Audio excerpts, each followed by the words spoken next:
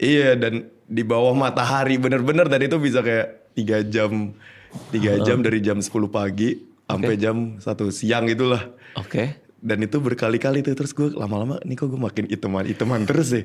Pas gue cek ke dokter katanya apa bahasanya keracunan matahari gitu lah. Keracunan matahari. Iya, kayak terlalu mataharinya tuh terlalu nusuk.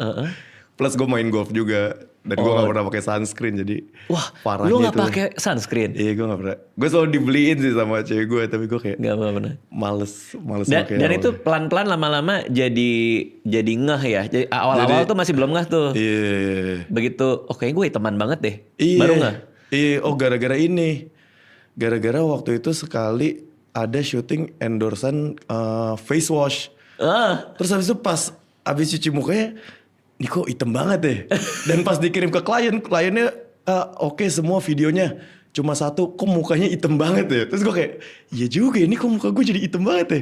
Pas dilihat foto-fotonya, wah iya anjir, makin lama makin hitam. Jadi sampai kayak sekarang, ini udah mendingan bang.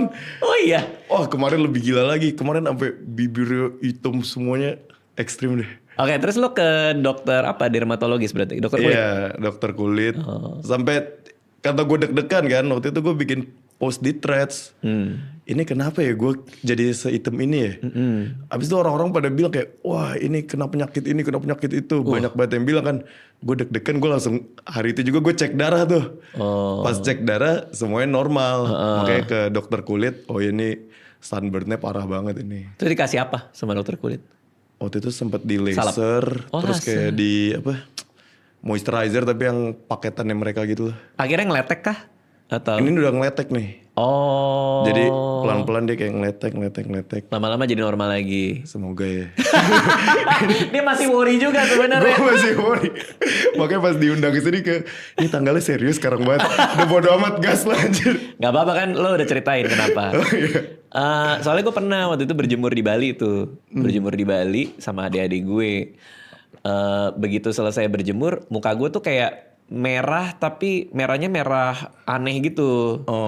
Nah selang berapa lama bisa dikletekin tuh jadinya tuh.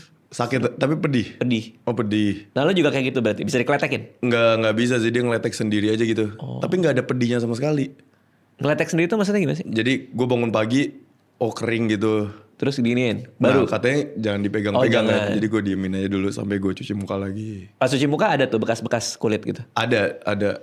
Tapi habis itu begitu pakai moisturizer, jadi udah agak lembab lagi. Berarti pelajarannya sekarang gimana? Kalau lo konten lagi gimana? Pakai sunscreen. Soalnya gue bener-bener kalau konten di jalanan kan, ya gue bodo amat kan. Dan itu bisa seharian kayak dari jam 11 siang sampai jam 4 sore. Oke. Plus lo kan ngobrol sama orang, lo nggak kerasa gitu loh, kayak tiba-tiba udah sejam di luar, di bawah matahari, tiba-tiba gosong. Oke, nah ini ngomongin kontennya. Karena kan lo awalnya kuliah hukum di UPH nih. Terus abis itu pergi ngelamar kerja, masuk ke kayak firma hukum kah atau? Iya, law firm sih, corporate law firm lah dia. Nah, fokusnya. udah konten kah? Belum. Itu masih asing tuh soal konten-kontenan? Asing banget. Gue bahkan pas kuliah itu gue gak punya Instagram. Jadi gak main sosmed sama sekali tuh. Karena memang ngerasa gak perlu aja ya pada zaman itu, ngapain? Iya. Terus waktu itu kan mikirnya pengen jadi pengacara ya. Jadi kayak sok-sokan kayak, wah nih sosmed berusaha. Misterius. So misterius. Misterius gitu. Oke, berarti nggak pernah pakai Instagram pada zaman itu. TikTok juga belum lah. Belum ada. Belum kan. Masuklah law firm. Kerja berapa lama di sana? Di law firm tuh 1 tahun, terus pindah ke law firm lain. Oke. Pindah ke law firm lain 1,5 tahun lah. Oke. Nah di yang law firm kedua ini baru mulai tuh konten. Lo pindah ke law firm berikutnya karena dapat offering atau ngerasa kayak gue nggak pas deh di yang pertama ini? Gara-gara si yang punya law firm A dan B ini orang yang sama. Oh. Tapi law firm yang kedua tuh law firm yang lebih gede lah. Dipindahin lah. Iya, jadi perform di yang law firmnya dia yang kecil, lu udahlah pindah aja ke law firm gue yang lebih gede nih. Berarti bisa dibilang lo berprestasi lah di law firm yang pertama itu ya? Kan sampai dipindahin? Ya. Bisa lah. Semua. Gimana cara menilai seorang lawyer itu berprestasi apa enggak? Cara dia bawa kasus kah atau ketika disuruh melakukan dengan baik atau gimana sih? Kalau gue sih ngeliatnya dari mungkin referensi gue sih partner gue itu sih bang. Iya. Partner gue yang dulu ngajarin gue. Since dia waktu itu masih muda banget dan dia salah satu lawyer muda cewek terbagus lah di corporate lawyer. Kalau dia orangnya problem solver banget. Jadi gue ngeliatnya kadang ada yang ngomongnya panjang tapi nggak ada solusinya. Nah kalau ini dia kayak straight to the point, Ini problem aja. solve. Pihaknya dia sama pihak lawannya pun juga kayak, oh iya nih bagus nih. Solusinya. Iya, Sama-sama solusinya. menang gitu. Heeh. Oh, karena biasanya kalau di corporate lawyer itu masalah sengketa-sengketa kontrak gitu ya? Kalau kita malah sebelum sengketa sih.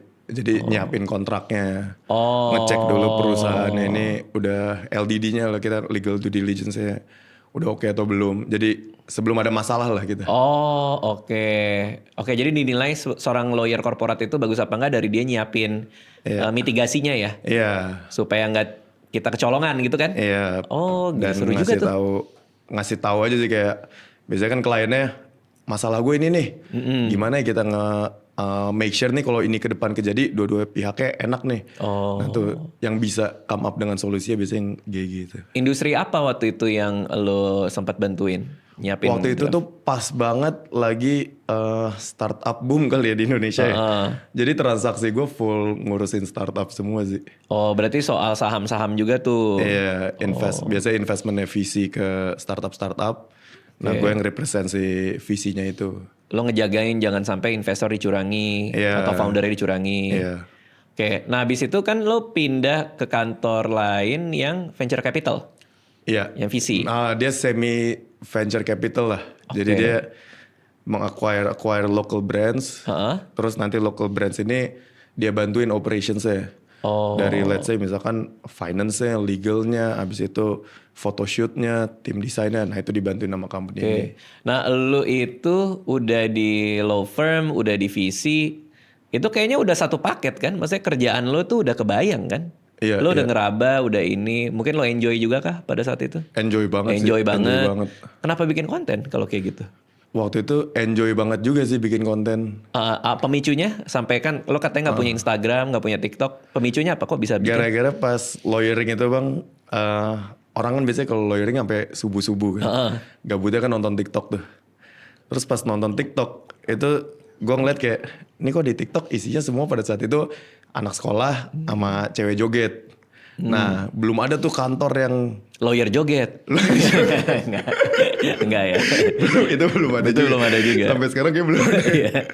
Belum ada kantor-kantor yang ngontenin kehidupannya mereka gitu. Oke. Nah gue mulai di situ tuh. Karyawan. Iya. As a karyawan kan? Iya, as a karyawan kayak ngontenin daily life gue di kantor gue, bercanda-bercandaannya. Itu nggak apa-apa. Kan kantor lawyer kan biasanya lumayan strict Oh tuh. apa-apa, gue langsung ditegur.